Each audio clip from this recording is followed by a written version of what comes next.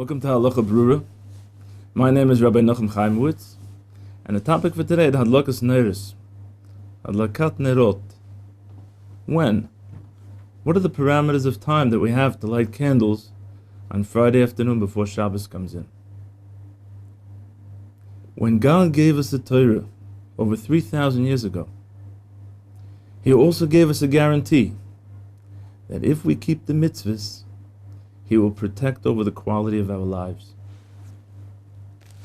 In the Medrash Rabbi Dvarim, Omer HaKadosh Baruch Hu LaAdam, God says to man, Neiri biyodcha v'nercha biyodi. My candle is in your hand, and your candle is in my hand. Neiri biyodcha, my candle's in your hand. Zohar Torah. My candle, says Hashem, is in your hand. That's the Torah. As it says, Ki ner mitzvah v'Torah or. The Torah is exemplified to light, and each and every mitzvah is like a candle. So Hashem gives us the mitzvahs. Hashem says, my candle's in your hand. V'nercha biyudi, and your candle's in my hand. Zohar nefesh. That's a person's soul. As it says, Ner Hashem nishmas odam. The soul of a person is exemplified to a candle.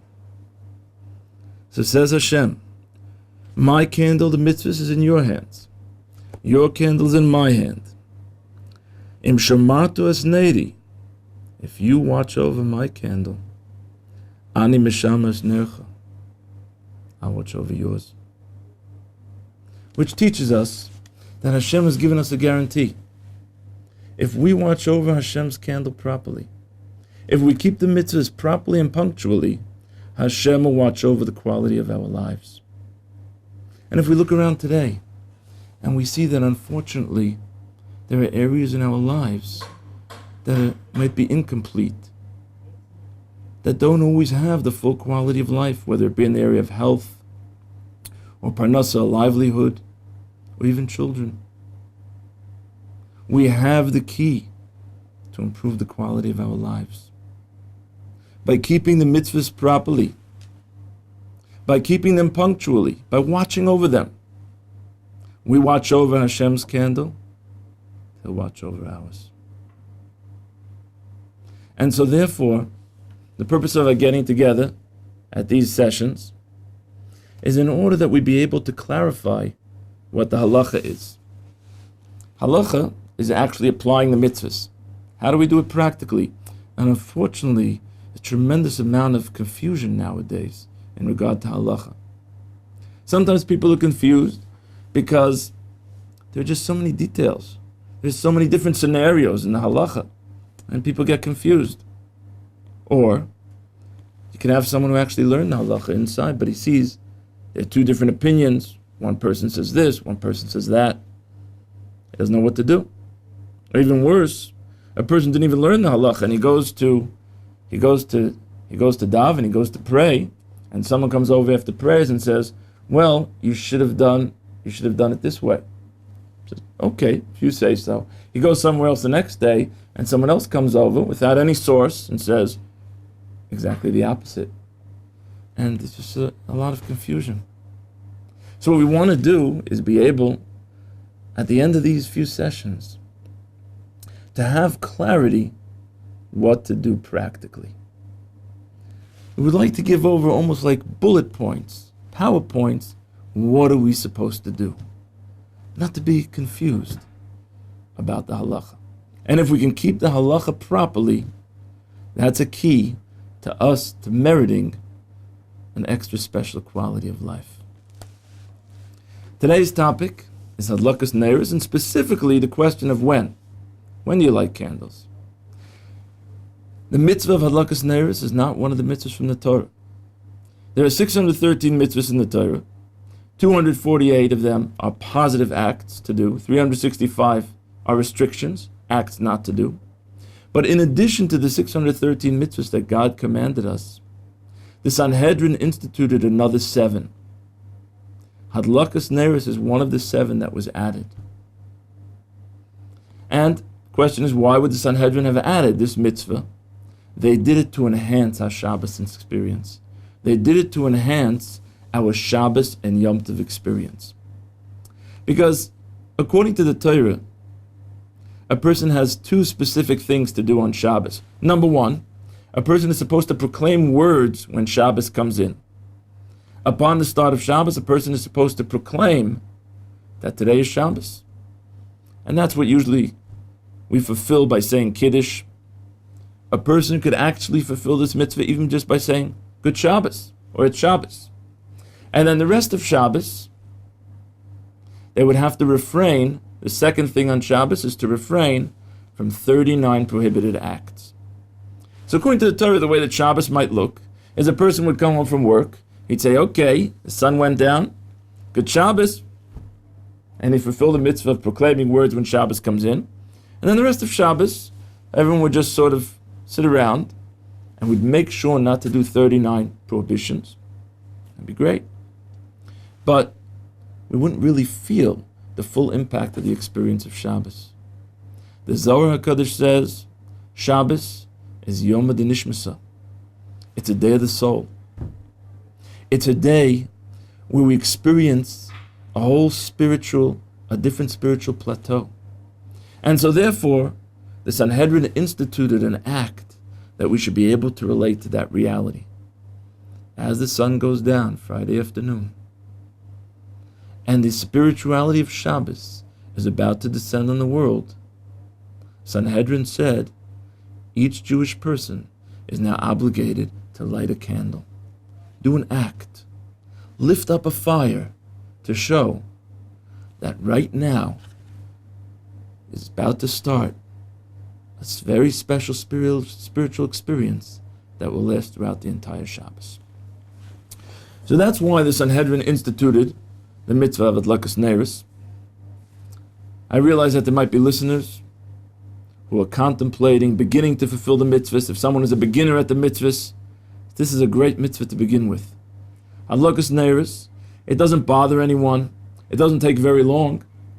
Comes Friday afternoon before Shabbos.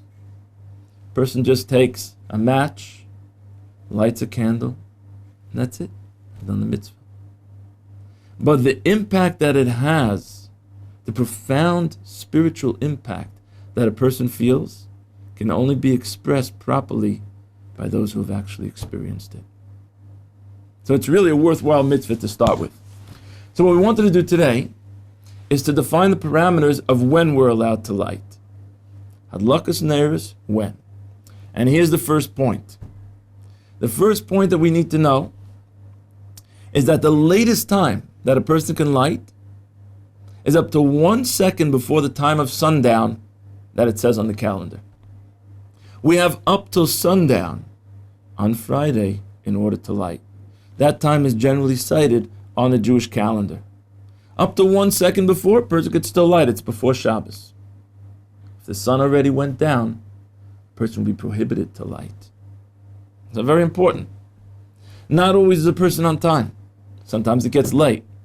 If it gets too late, and the time has already come, that's officially the sundown, better that a person shouldn't even light. If a person would light candles after that time, it would be considered doing one of the prohibited acts on Shabbos. It's prohibited to light a fire on Shabbos. And so therefore, if they would actually light candles after the sun goes down, they'd be doing a transgression in order to get to a mitzvah. That's unacceptable. We don't do a mitzvah through doing a transgression. So therefore, if it reached already sundown, do not light. That's the first point. So the latest time we have to light is up till the time of sundown that appears on the calendar. The earliest time to light, say the Sanhedrin, is Plaga Mincha, the half of Mincha. Now this time is actually a little complicated to figure out. The half of Mincha, although it sounds simple, actually means if you take the day as 12 hours, and then you count from sunrise 9 hours, and then you take the time from the 9th hour until sunset, and you half that, that's the half of Mincha. But because sunrise times and sunset times are always changing, it's a little hard to figure out We'll just give an example of a standard time. If sunrise is 6 in the morning and sunset is 6 in the evening, which means you have an exact 12 hours in the day, the 9th hour of the day from sunrise at 6 in the morning would then come out 3 in the afternoon. If we take the time from 3 in the afternoon until sunset at 6, we would have a total of 3 hours. When you half that, which would be 1.5 hours, and you add that to the 9th hour, that would be the half of mincha. So 4:30 would be what would be considered plag mincha. Since it's changing times, once again, it's a little hard to figure out. That's the exact earliest time that a person can light candles. If you want to determine it, the practical advice is to try and acquire a Jewish calendar. Some Jewish calendars actually include the time of the half mincha of plag mincha. Otherwise, it's possible to go to www.myzmanim, myzmanim.com, that has the halachic times for most places in the world. Without that exact time, approximately, even in the short days, plag mincha will not be less than an hour before sunset. So you can consider it safe, basically, an hour before sunset. If you know the time of sunset, so you have a parameter already of when it's possible to light. From the time of half mincha, that we'll call, for practical purposes, an hour before sunset, until the time of sunset. Those are the times that we can light in. Now we come to the last point for today.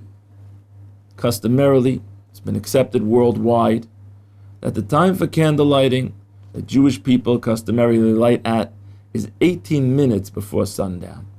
18 minutes before the sunset. So, if you get the time of candle lighting almost anywhere in the world, you could know that you still have 18 minutes from that time until sunset. If you came a little late and now you're 2-3 minutes after the time for candle lighting, you could still light candles, because the sun only goes down 18 minutes after that time. So once again, the points that we learned for today are, number 1, the latest time to light will be the time for sundown that appears on the calendar. Even 1 second into that time, or even when in doubt, better not to light. Second point we learned, the earliest time to light would be the half of mincha. You can either find out what exactly is the half of mincha time if you need to leave early, or, safely stated, it's about 1 hour before the time of sunset. Third point we learned is that customarily in the entire world, the time to light for candle lighting is 18 minutes before sundown, before sunset. However, there is one exception to this, and that is the holy city of Yerushalayim. The holy city of Jerusalem lights 40 minutes before sunset. So, if you happen to be in that area, if you're a guest in Jerusalem or any of its suburbs, so you would need to follow the custom of the place and light 40 minutes before sundown, light 40 minutes before sunset, even though your custom in other places is to light only at 18 minutes. A good practical advice, just in order to do this properly, is try and verify already in the middle of the week, or at least earlier on Friday, what time is candle lighting. And even more specifically, what time is the time of sunset? Because it varies, different times during the year in different places. What is the exact time of sunset? Just in case it gets a little late, so we'll know exactly when to light. May God help, and we'll be able to fulfill this mitzvah in its proper time, in its proper fashion, with the proper intent, so that we can protect over God's mitzvah, God's candle that He gave us. And in that merit, He will protect over the quality of our lives.